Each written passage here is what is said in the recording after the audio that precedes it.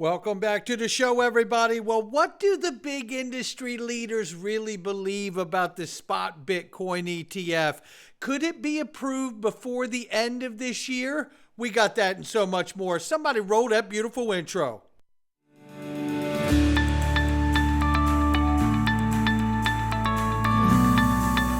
Digital Perspectives with Brad Kimes. Come on in.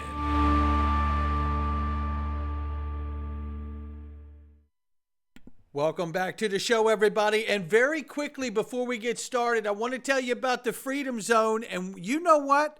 We get to talk about politics, geopolitical stuff, mandates. We talk about it all inside of here. And guess what we're talking about today? We're talking about those emails in the political world that got destroyed and deleted and cell phones smashed. And we got the emails inside the Freedom Zone. And if you want to see them, all you got to do is go to digitalperspectives.com, click the link, and find out exactly what's going on in here. It's a great conversation.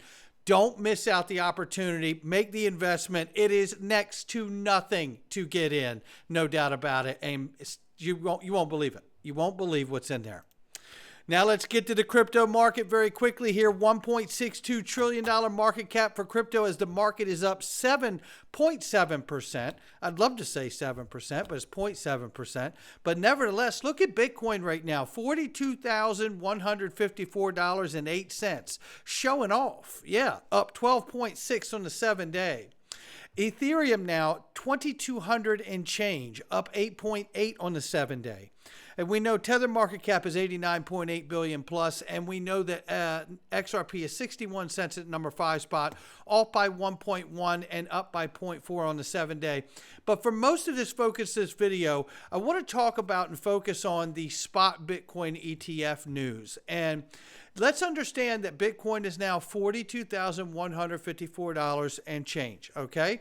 Now, as we move through the material, it'll be a little more relevant why we're bringing that up. So 60 cents on the bottom, 62.92 on top. We see we're right smack dab in the middle of the price for XRP this morning.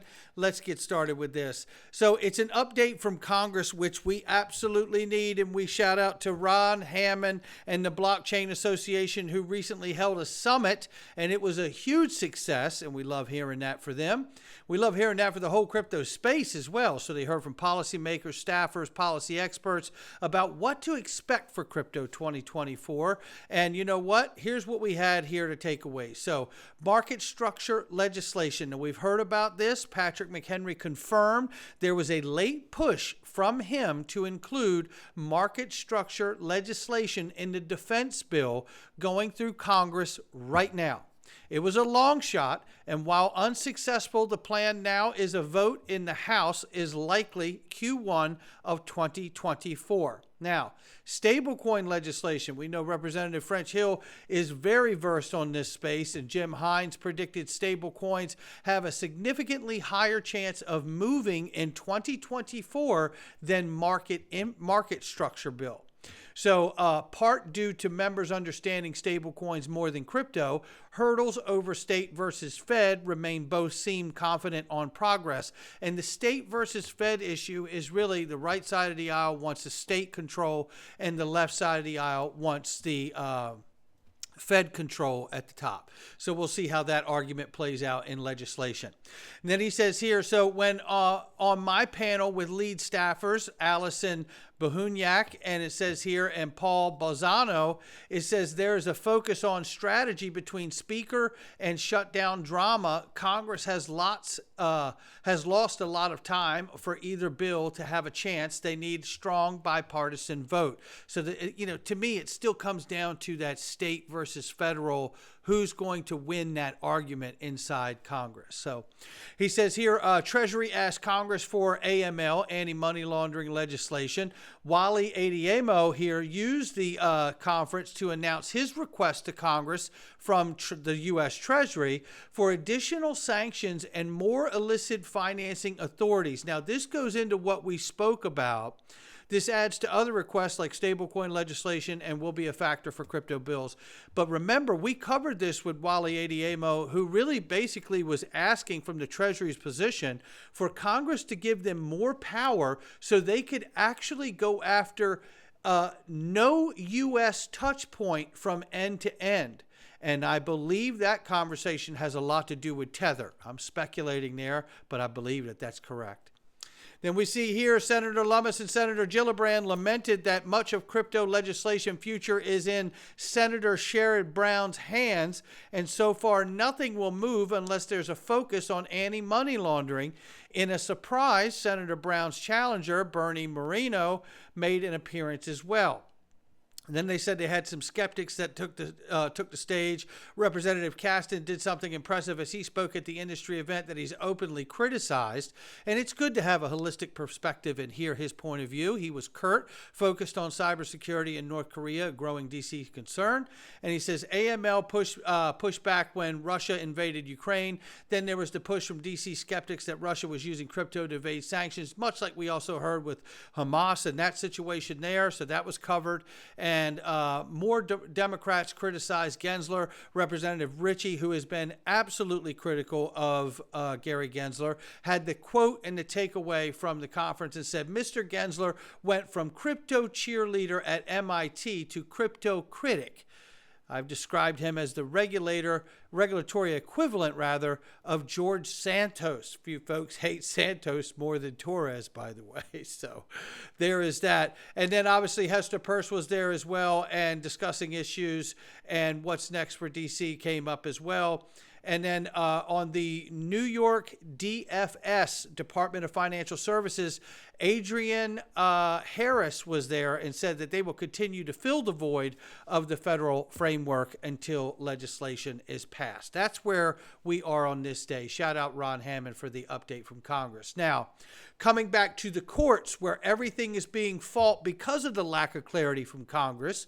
This here from David Schwartz originally said, I've just read over the documents in the debt box case, which is one of the most recent things happening.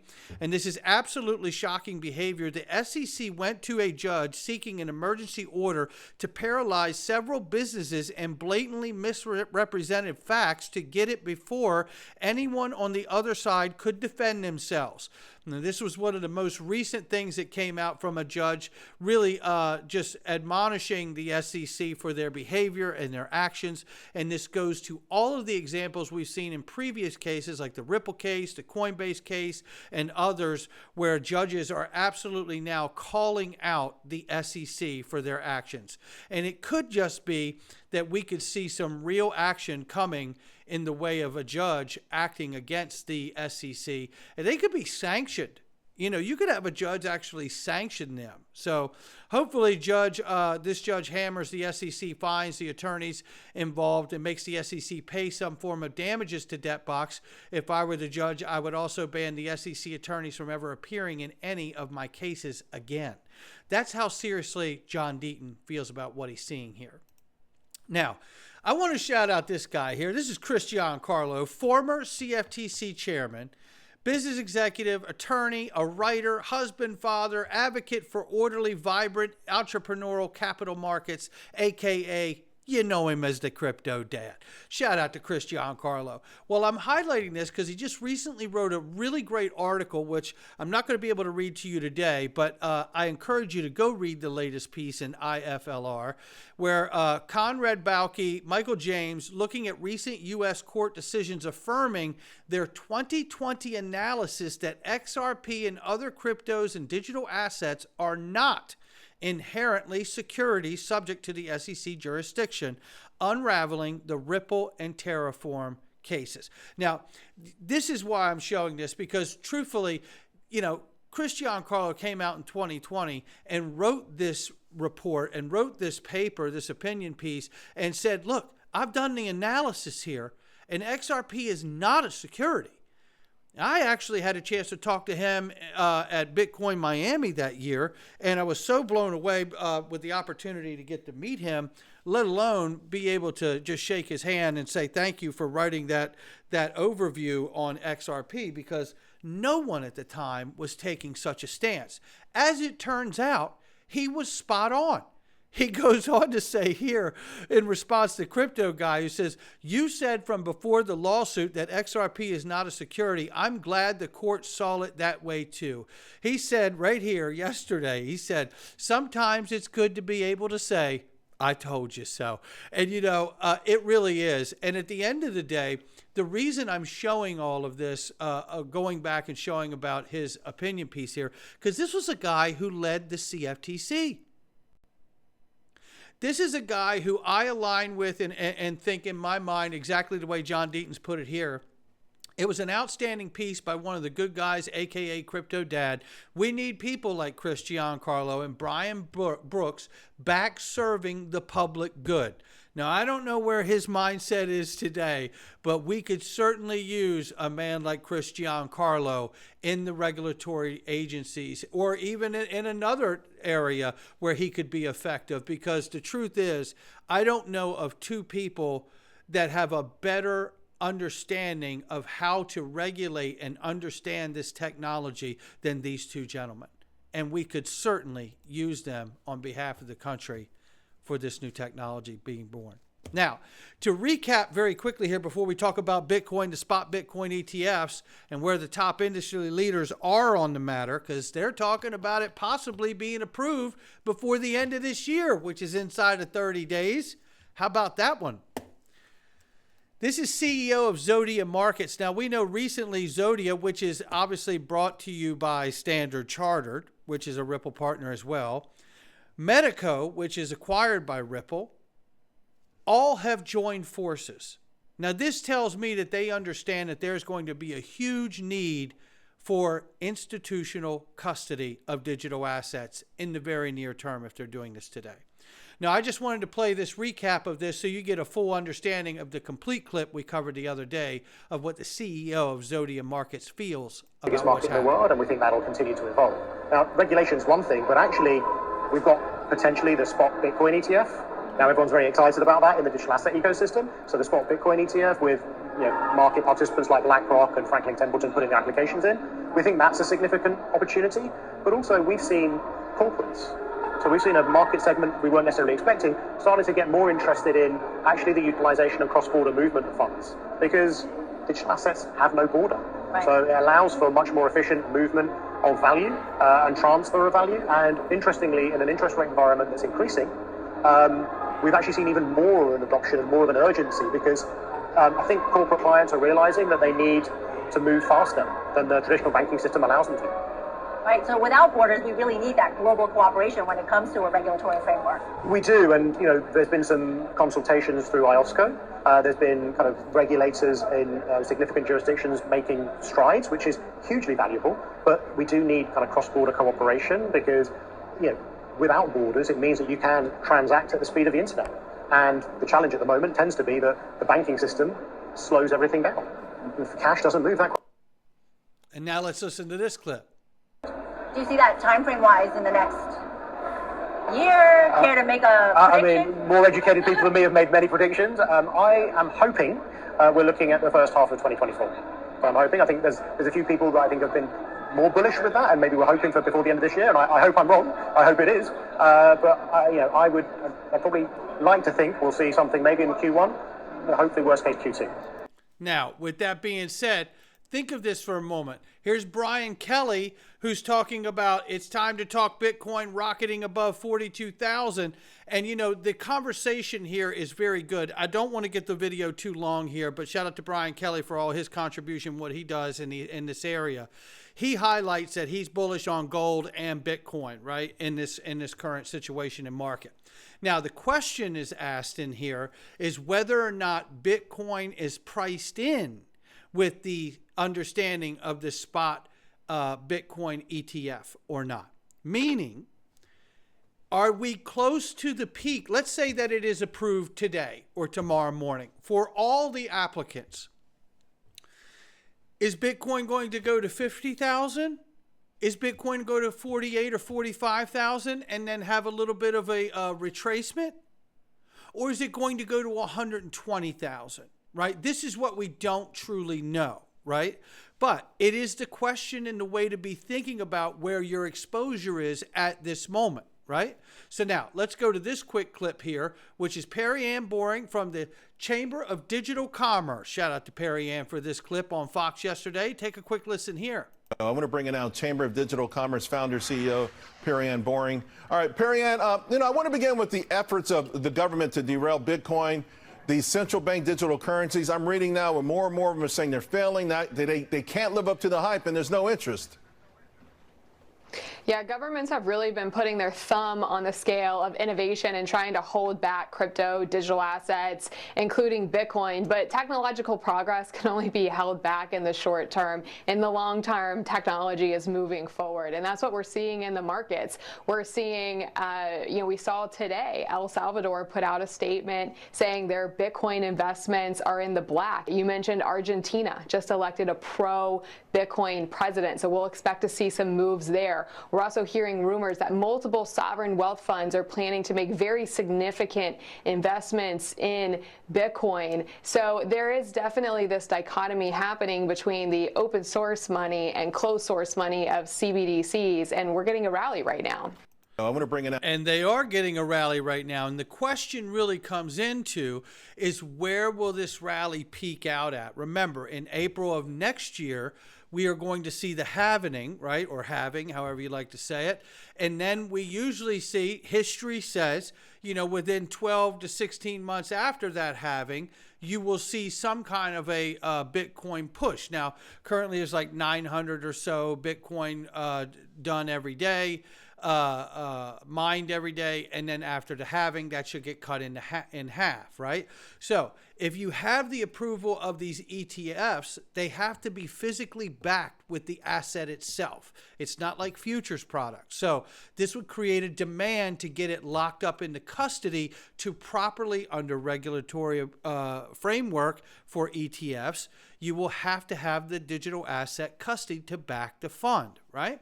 So with that being said, we don't know just yet. However, let's take a quick listen at what Uphold believes is coming from the European Blockchain Conference. Shout out to Chad for this one. You touched on the Bitcoin ETF, or the excitement around the possibility of a Bitcoin ETF. Yes. What do you make of that? Do you think that an approval would open the floodgates to adoption? Yeah. No, thanks, Nico. I'm very excited about the ETFs, the ETPs, however you want to define the products, the approval in the US. We saw on Monday with the fake news coming out, the market spike that caused, which shows two things. A, the lack of liquidity still in the market, but also gave us a taste of what is to come once these products. And I'm really, I want to say when, not if, because I'm convinced that they will. And it's a wrapper that institutions are familiar with. I want to come back to the point that, we all know here how to navigate a wallet and how to do crypto transactions. Institutions, just by buying an ETF, they don't have to do that. And that's familiarity, it's security. And so to answer your question, yeah, I'm really excited about it. Now let's combine a few issues that we've looked at here today, right? One is the possible approval of the spot Bitcoin ETFs, whether it be before the end of this year or sometime early next year. It does look highly likely that that's going to take place. We'll have to wait and see, but it looks very, very likely. Now, with that, let's look at the idea and understanding of what we talked about here from Zodia and Medico. Here they're setting up shop to do what? Custody. For who? Institutions. Well, who are the institutions? The BlackRocks, the Fidelities, the Invescos, the ARK Investment Fund. You know what I mean? It's all of these massive institutions that have actually applied for the approval of the spot Bitcoin ETF. You can see the puzzle pieces being put into place. If they're approved today, where are they going to properly custody all of the Bitcoin that backs the funds? Medico, right? Zodia, they're all there. All of these companies are there to be the foundational block to what is about to happen. That's what I'm seeing today. Couldn't be more excited to watch it for this space. Now, with that being said, we're getting ready to talk about those cell phones that got all smashed up back in the day. Emails deleted. Remember that? Remember what would happen to you and I if we did that? Well, We've got the link to all the emails, and you get to see them all, and you're going to see them all if you just click on Dig Perspectives, the link underneath the video, and join us in the Freedom Zone for next to nothing, and start having a real conversation that we're having in there that we could never dream of having out here. Not financial advice from me or anyone else. I'll catch all of you on the next one.